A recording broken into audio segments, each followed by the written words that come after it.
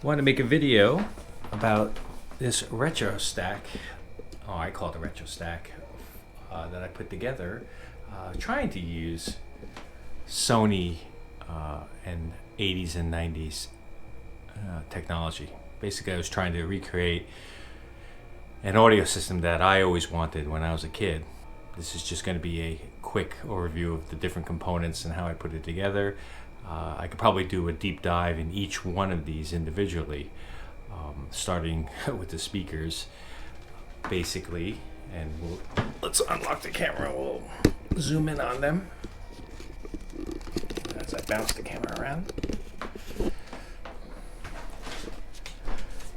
So speakers are actually my father's speakers. They're Pioneer CS88As. Basically, I recapped the crossovers internally. As you can see, massive woofer, mid-range, two tweeters, and a super tweeter. And these tweeters I had to refoam because they totally disintegrated. You don't have to refoam these because those are actually linen or cloth surrounds. So that's the first stack. Then we go over to the amplifier. And the amplifier is a Sony TA-N55ES. So it's an ES model, by the way. ES is the higher end or the highest end model that you can get. And this is pretty good. The TS models are very good. So this is a SPD-EP9ES. This is really supposed to be for translating 5.1. I actually use it as a DAC. Use it for a DAC from the CD player as well as from the Apple TV. Now this is a MXD-D5C. This is a combination of a 5 CD changer as well as what I primarily use it for, which is a mini disc player. So this gives me a lot of nostalgia. This is a really high-end tape player. Well, high-end for me, at least. It's not quite the ES model. I have an ES downstairs that I yet have to repair, clean, and put new belts on it. This is a TCWR635S. So very, very good tape player. And we have an SACD changer. So this is a SCD-CE595. 5-disc CD changer. It's also a SACD player. This here is the only non-Sony item I have here because I actually had a Sony equalizer and it was all electronic, but the problem was it didn't have 2 tape inputs. It only had 1. This one has 2. I do have to repair it because should I turn that on? Turn the lights on. There's a reverb window here, and this doesn't work. It doesn't even activate. This is supposed to turn on. Not that I would use it, but it would be nice to actually have it functional. So I have to take it apart, see if there's it's probably a bad capacitor. I'm hoping that burnt out, and I'm going to replace that. Above that, we have the receiver, which is St-JX741. Pretty decent. I would say the mid-tier of the players, right? And the same thing with this preamplifier. This is a TA-E741. I specifically like this preamp because the functions that it has and the ease of being able to plug everything in. And it has its own internal phono amp. And I like the display also. And then up here, this is my father's turntable. Let me open it up. It's actually playing Pixies right now. And this is a Sony PS-LX550, which is a linear turntable. And what makes it a linear turntable, you'll notice that there's no tone arm. Well, it is a tone arm. It's a real small one. But it runs along this track in the back. So I don't have to worry about any alignment issues. I did replace the stylus, though. I believe that is I'll have to look up what the model is, but it's basically, and I'll dub in right here what that style of, it's not a 1/4 inch stylus, but it's one of those secondary standard types. Again, I'll put it in the video. And then over here, we have a Teac X-3R reel-to-reel 7-inch. I had to recap this also. Replaced the rollers, cleaned everything, oiled everything, but it works. It works really well. And this will actually play in both directions. So if I hit the directional button, you'll see it'll. There you go. All right.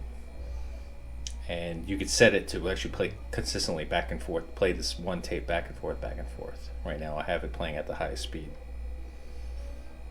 Now, in addition to this, I have kind of like a bonus. Here is Sony wireless headphones.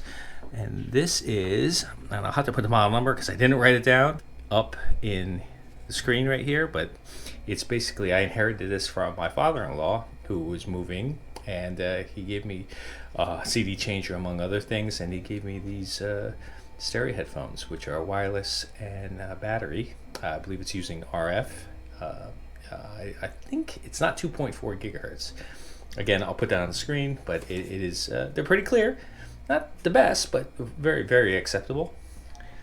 And then here I have a Schiit Audio Bifrost DAC. Now, this is a Gen 1 DAC. Still very good, but it's not the multi-bit. And I use that for the little Apple TV sitting in the back here, right? Which I also have plugged into that. And I mostly plugged it in for comparison to see if I hear the difference, and I don't. I don't have, you know, audiophile ears, so they both sound great. But I switch back and forth just to kind of test myself. And then over here we have a Schiit Audio-MXD-D5C.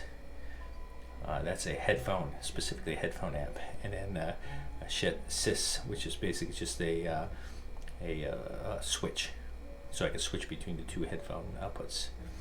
And here we have AKG, and these are K92s. Not the best AKGs, but not the worst. They're very good for me, and they work well. And here's all the remotes. I have as many remotes as I can for all the systems, including the Roku TV and Apple TV. Well, the Apple TV real remote's on my desk behind me.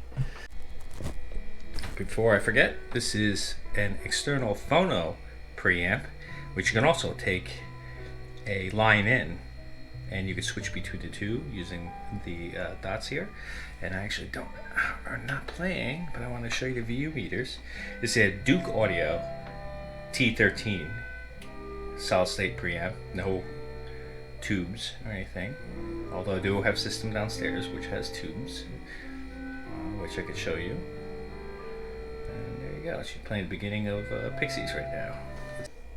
And I actually switch between the two, so if I turn up and I put it on a phono right now. But one thing I don't like about the preamp is that when you put on a phono, it disables the subwoofer. But I have it coming into here to Audio 4, which I just use for the audio jacks, RCA jacks. Notice that the subwoofer still, I'm sure they did that to keep the turntable from skipping, but you know, I don't like it. The internal,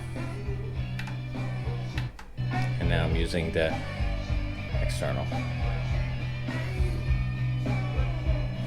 I almost forgot, which I always do.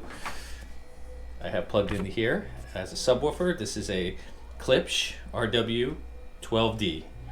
Really, really overkill for what this system is, but it sounds fantastic. Sounds fantastic. All right, we'll go to deep dives for each one of these, one by one, and we could probably make whole videos. 1, 2, 3, 4, 5, 6, 7, 8, 9, 10, 11, 12. Well, let's do a quick little demonstration. Try not to get myself media striked. But let's do internal. Nope, sorry. I'm doing the external, which is the Duke Audio. And if I want to flip it to tape, it's doing some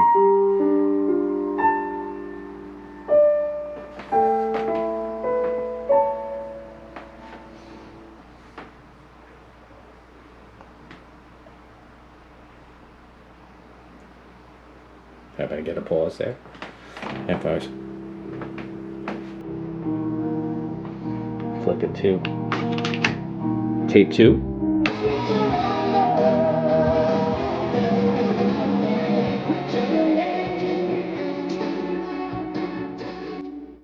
We want to do radio.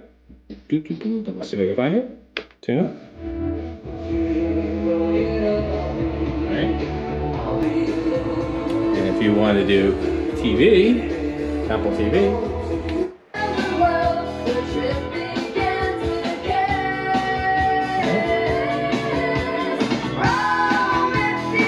And I'm going to do CD.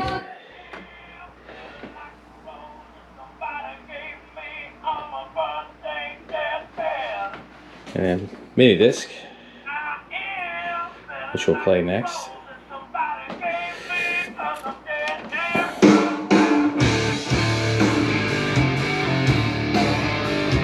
Click the mini disc.